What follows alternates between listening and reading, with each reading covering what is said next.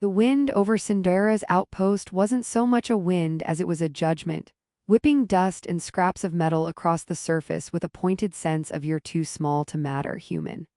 Joran squinted beneath the thin haze, hunched over a flickering power converter that had decided in the middle of breakfast to stop cooperating.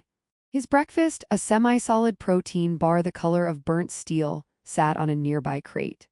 He poked it with a spork and muttered to himself, "I swear this thing tastes worse every cycle." He bit anyway. Survival in the outskirts of the system demanded a certain stoicism, or perhaps masochism. Joran wasn't sure which, and at that moment he didn't care. The converter sparked, hissed, and almost exploded, showering him in a fine mist of ozone and regret. He waved at it helplessly. "Come on, buddy, just a little cooperation. I just want to eat my breakfast in peace." The converter gave a sad little cough and went silent as if sulking. Joran patted it awkwardly. "That's right. Ignore me, that's what you do best." He knew this outpost thrived on forgotten tech and unreliable equipment, but it was his life now, and life had a habit of sneaking up behind you with its own punchlines. He glanced up from the converter to check the sky, a canvas of dying light smudged with red and gold, when a shimmer appeared along the horizon. Not the usual flicker of distant satellites or the reflective glass from abandoned observatories, something else. Joran rubbed his eyes. "Great," he muttered. "Probably just more falling debris, nothing to see here except maybe my imminent death, also nothing new." But the shimmer didn't dissipate. It elongated, stretched like light pouring through a prism, and then, impossibly, solidified into a figure. She stepped onto the dusty surface, tall and slender, her silver hair floating slightly as if even the weak gravity on Sindora admired her. Her skin was pale, almost translucent, and her ears, long and curved backward, gave her an elegance Joran had never seen in a human or any human-adjacent life. She moved with a quiet grace, like someone who'd studied hundreds of ways to walk without disturbing the world. Her eyes caught his in a glint of starlight, sharp and assessing, but not unkind. "My mother always spoke of you," she said, and for a moment Joran's brain short-circuited in the most inconvenient way possible. Hello, and wow, you're, not wearing a warning sign or anything. Usually people like you, if they exist at all, show up with lasers or, I don't know, dramatic fanfare." He rubbed the back of his neck, trying to keep a semblance of casualness. The woman tilted her head, a faint smile tugging at her lips, but it didn't reach her eyes, those were still steady, expectant. "I am Lysera," she said, "and what I seek is not destruction but knowledge. You, human, are part of what my mother preserved in her memory." Joran coughed. "Okay, so let me get this straight. My breakfast is slightly radioactive, my converter hates me, and now some alien woman just called me a legend. Did I miss the part where I win the lottery too?" Lysera didn't laugh, but her eyes flickered, and Joran took it as a win. "Legend is perhaps overstated," she said carefully. "My mother spoke of a human whose choices would connect our worlds." "Choices," Joran repeated slowly. "Right, choices, like the one I made when I decided to eat that protein bar. Bold choice, regrettable but bold." He lifted it as if it were proof of courage. She regarded it for a moment, almost solemnly. "In some ways, yes, courage takes many forms." "Noted," he said. "I will record that, add it to my personal list of heroic deeds." Item 1, surviving breakfast. He grinned at his own joke because humor was all he had left when faced with inexplicable cosmic prophecies. Lysera took a careful step closer, her presence somehow making the thin air shimmer even more. "You do not know me, yet I am drawn to you. The memory of my mother," she spoke in patterns of time, of past and present intertwined. Joran raised an eyebrow. "Patterns, huh? Are we talking knitting patterns? Because I can barely handle socks." "Time patterns, that sounds complicated and slightly terrifying." "Not knitting patterns," Lysera replied, though her tone had a hint of humor now, almost imperceptible. "Cosmic patterns. Threads that bind life across species, across centuries. You are one such thread." Joran leaned back against the crate, letting the dust settle on his shoulders like judgmental confetti. "You do realize I am, statistically speaking, the worst possible thread for any cosmic tapestry. I lose socks, burn breakfast, and occasionally talk to machines that hate me." "You are underestimating yourself," Lysera said quietly, but again there was that faint humor in her voice. Even the smallest thread can hold a design together.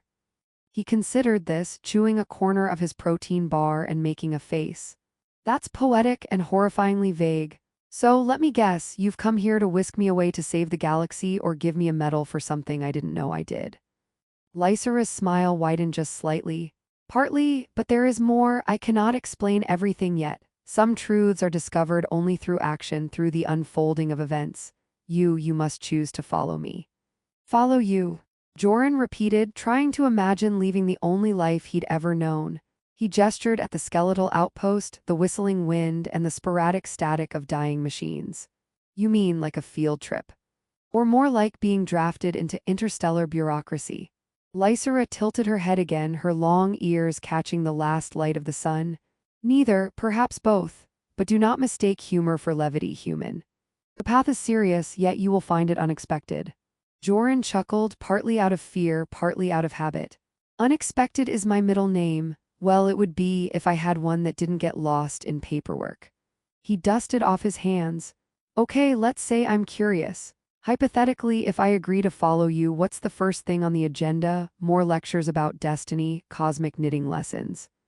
Lysera's laughter, soft and musical, broke across the dusty plain. No lectures, only discovery. You will see things you cannot imagine. You will understand what my mother preserved for generations. Joran nodded slowly, hiding the way his pulse raced. All right then, Lysera, lead the way. But just so you know, I get motion sickness in low-gravity environments, and I have a tendency to insult alien delicacies without meaning to. She extended her hand, long fingers glinting silver in the fading light. You will adapt, and humor, it may save you more than courage ever could. He stared at the hand, then at her face, and finally grinned. I'm in. But if I survive this, I'm definitely asking for a medal, or at least a protein bar that isn't trying to poison me. The wind whipped around them again, this time seeming less like judgment and more like applause, as if the universe itself found their absurdity tolerable. And so, with hesitation, curiosity, and more than a little nervous laughter, Joran took the first step toward a destiny he had never imagined, guided by an alien woman whose mother had always spoken of him. The Starliner hummed like a reluctant giant as Joran stepped aboard, his boots squeaking against the polished alloy floor in protest. He had expected the ship to be sleek, silent, and intimidating, a typical alien vessel straight out of interstellar propaganda, but instead it seemed to have the personality of a slightly sarcastic cat. It vibrated with low, throaty murmurs as if it had opinions about everyone aboard. Joran squinted at the control panel, which shimmered in patterns of light he couldn't begin to understand. Lysera, you're sure this thing won't explode if I press a button? He asked, pointing at a console that pulsed like it had a heartbeat. Lysera's long ears twitched, a subtle expression humans rarely noticed, and she tilted her head. The ship knows who may touch the controls. You may breathe without danger. Good, Joran said, exhaling, because my track record with anything electrical is legendary in all the wrong ways. He muttered to himself, note to self. Maybe keep fire extinguisher nearby at all times. The Starliner lifted gently from Sindora, spinning its ion drives in silent choreography, and for a brief moment, the dust-streaked colony below looked like a forgotten diorama. Joran pressed his hands against the transparent view panel, blinking at the planet's thin atmosphere curling away like smoke. I gotta say, it's pretty, but you don't advertise the gravity storms enough. Could have used a pamphlet or a warning sign. Lysera walked beside him, her presence calm, almost ethereal. Sindora is a world of endurance, she said. Your humor is resilient. Resilient, huh, I'll take it, he replied. Though some days, resilient is just code for barely surviving without losing all my hair. The journey through space became a mix of wonder and absurdity.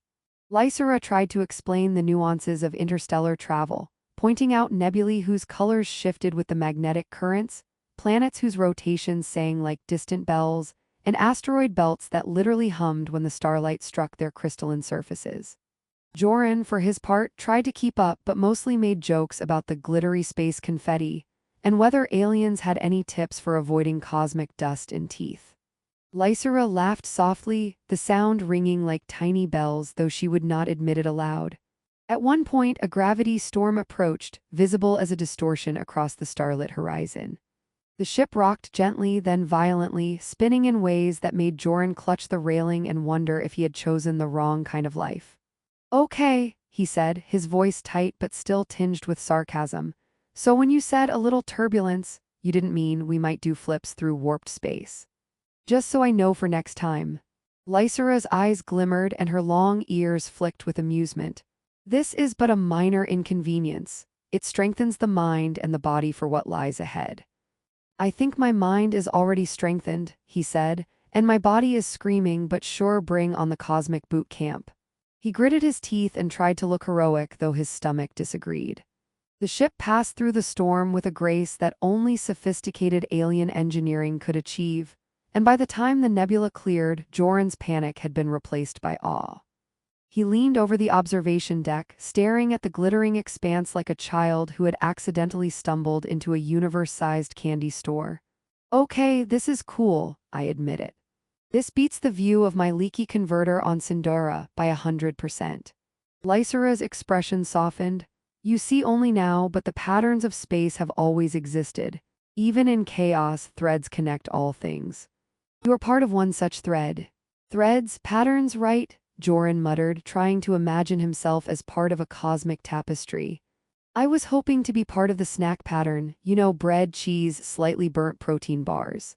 But okay, threads sounds fancy. She allowed herself a faint smile. Even the smallest thread may alter the course of many. They reached Orisil after days of travel that felt both instantaneous and eternal. Lysera had a way of navigating the space between stars that made distance feel more like suggestion than reality. The planet hung suspended beneath a violet sun, seas of iridescent mist curling around floating cities made of crystal and light. Joran's jaw dropped and he tripped slightly over a support cable, muttering, note to self. Gravity here is a little polite but sneaky. Very polite, sneaky gravity, love that. Lysera guided him to the first city, and he marveled at the suspended bridges that shifted like liquid glass and towers that seemed to hum with memory. Okay, Joran said, so no one told me the cities were built by, what, singing architects? Or maybe angry wizards with a penchant for levitation. They are built by history itself, Lysera said. By those who remember the patterns of creation. History architects, Joran said, nodding slowly. I get it. I'm a little behind on my alien metaphors, but I'll catch up, probably. They encountered inhabitants of Orisil, tall, graceful figures whose ears curved like Lysera's, each moving with a rhythm that seemed tuned to some internal cosmic metronome. Joran tried to blend in by mimicking gestures he didn't understand, resulting in a few confused stares and one very polite bow that nearly sent him sprawling. Ah, he said, straightening, my version of diplomacy. Accidental pratfalls and hopeful smiles, works about 70% of the time. Lysera guided him to a chamber suspended above the iridescent mist, where holographic images of her mother's memories floated like liquid light. These are fragments of what she preserved, Lysera explained. You may glimpse the truths she held and see why your presence is significant. Joran squinted at the shifting images. At first they made no sense, flashes of alien landscapes, humans he didn't recognize, and cryptic symbols that seemed to twist like smoke. Then, slowly, he noticed patterns. His own reflection, glimpses of choices he hadn't yet made, and moments that felt like echoes of decisions stretching across time. Okay, he muttered. I feel like I'm in one of those dreams where you show up at a party naked. Only replace the party with the cosmos, and naked with completely unprepared for destiny. Lysera's voice was gentle. Humor is a shield, you wield it well, human. He grinned weakly, shield huh. Well, I also have sarcasm and occasional panic. Works even better than a helmet. As days passed aboard Orisil's cities, Joran began to understand, slowly, haltingly, the depth of the bond that tied him to Lysera's world. He witnessed history preserved in living light, learned snippets of technology that defied human comprehension, and discovered that humor, surprisingly, could survive even the most alien environments. He botched ceremonial protocols, misinterpreted greetings, and accidentally offended a floating archive of memory by sneezing at the wrong holographic projection. Lysera, though exasperated at first, eventually allowed herself a laugh, faint and musical, that reminded him that even amid cosmic destiny, there was room for absurdity. One evening, they watched the twin suns set over the iridescent mist. Lysera's long ears caught the fading light, casting silver shadows across her delicate features. Joran leaned against the railing, marveling at the planet's strange beauty and muttering, "You know, I didn't think I'd survive my own breakfast, let alone a journey across the galaxy. But here I am, miraculously alive, and slightly terrified, also hungry." Lysera's smile was faint but genuine. "You adapt, Joran, even when unprepared, even when you laugh at the edges of danger you endure. That is why your presence matters." He looked at her, the soft light reflecting in her eyes, and cracked a grin. "Endurance, huh, I'll take it. Just don't expect me to start knitting cosmic threads or reciting prophecies. I draw the line at well, everything complicated." She tilted her head, amusement flickering across her expression. "Perhaps that is enough." And so, amidst floating cities and memories preserved in light, Joran began to understand the weight and the absurdity of the path he had chosen. Destiny, it seemed, was a strange mixture of cosmic significance and personal blunders, of ancient legacies and terrible jokes, and he, somehow, was meant to walk it with an alien woman who had waited across centuries to find him. Joran stood at the threshold of the crystalline chamber, the city of Orasil stretching beneath him in waves of iridescent light. The twin suns of the violet sky glinted off the floating towers, casting long, shifting shadows that seemed to dance in anticipation. He had never imagined that destiny would feel like this, equal parts vertigo, awe, and mild nausea. But somehow he had survived every misstep, miscalculation, and accidental insult along the way. He glanced at Lysera, whose long ears caught the fading light like polished silver, and felt the strange comfort of having a guide who seemed to know the universe better than he knew his own breakfast. "You ready?" she asked, her voice calm but threaded with urgency. Joran adjusted his stance, which was mostly a conscious attempt to appear heroic while suppressing the instinct to trip over the hovering walkway. As ready as a guy can be when the cosmic version of a family reunion involves aliens judging your every move, and also gravity, and possibly your lunch. Lysera tilted her head, her faint smile betraying amusement at his constant humor. "The council awaits, and the threads of your destiny will be woven tonight." They entered the chamber, a vast hall suspended above the iridescent mists. The walls were alive with shifting patterns of light, holographic memories of Lysera's mother, of Orasil's past, of legends that spanned centuries. Figures approached, tall, graceful Orasilans whose long ears twitched in acknowledgement. Their eyes, reflecting the same twin suns above, studied Joran with curiosity and caution.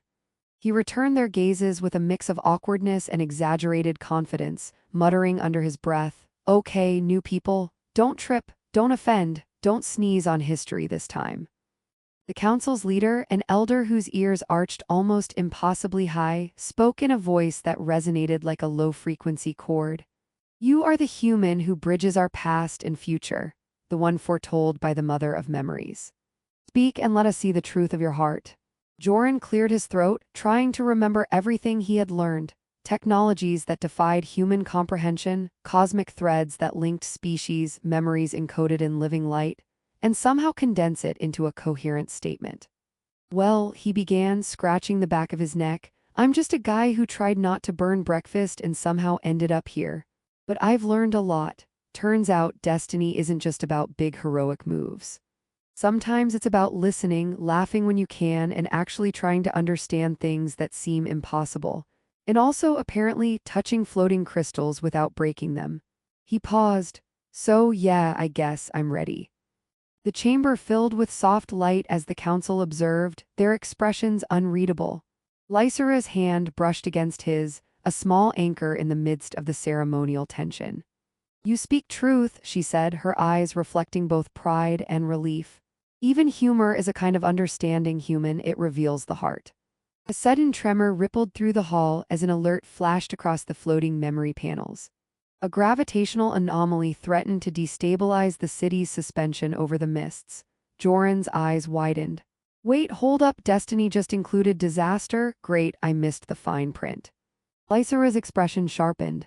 "We must act. The threads are fraying, but together—" She gestured to him, and for a moment Joran realized that the council had not invited him as a spectator. They had summoned him as a participant, a human thread in the living tapestry of Orasil. Joran stepped forward, trying to ignore the growing sense of vertigo. All right, so what's the plan? And please tell me it doesn't involve me reciting cosmic poetry or dancing with floating light spheres. I'm not that coordinated. Lysera moved beside him, her hands tracing patterns over the control array that pulsed with memory light. We will stabilize the suspension grids, channeling energy through the threads you share with me. Your understanding of improvisation, your humor, it will guide the flow. You must trust yourself.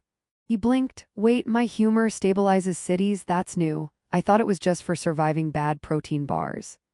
She nodded, her long ears twitching faintly. Your presence shifts possibilities, your choices unexpectedly powerful.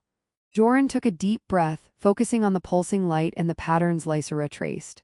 The holographic threads flickered at first, then glowed steadily as he began to act, improvising solutions to the stabilizing mechanisms that even the most advanced Oricilan technology hadn't anticipated. He directed energy flows, realigned gravitic conduits, and cracked jokes aloud when things threatened to spark catastrophically. Don't worry, citizens, I've read the manual. Okay, it's an alien, but trust me, it makes sense.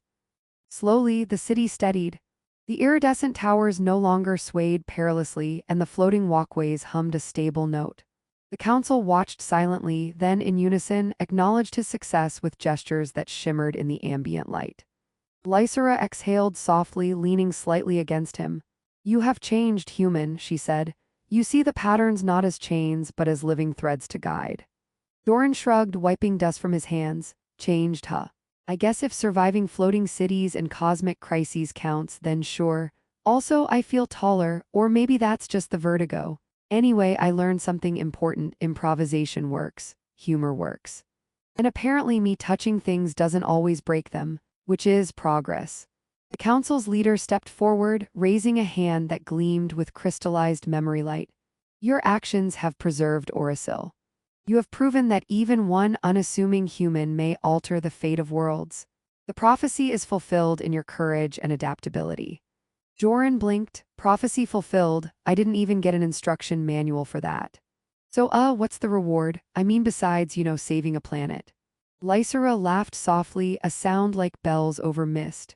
The reward is understanding, human, and the knowledge that threads of destiny are not burdens but connections. Yours now links our species in ways beyond comprehension. He nodded slowly, feeling the weight and the thrill of it all. Connections, huh? Okay, I think I get it. Also, I might be hungry. Can we talk about celebratory food before I faint from all the epicness?